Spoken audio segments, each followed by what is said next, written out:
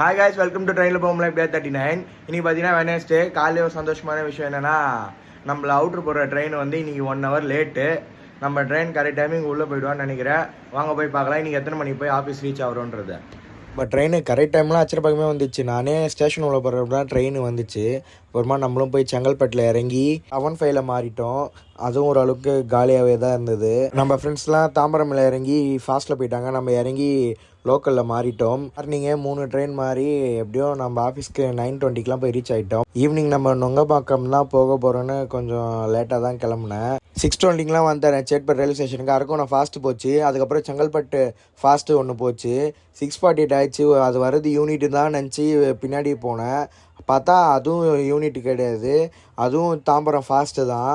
அதுக்கப்புறமா 7 மணி போல் தான் செங்கல்பட்டு யூனிட்டே வந்துச்சு. 40 நிமிஷம் ட்ரெயின் ஏறி நுங்கம்பாக்கம் வந்து ரீச் ஆனேன். 1 hour ஆச்சு வர்றதுக்கு.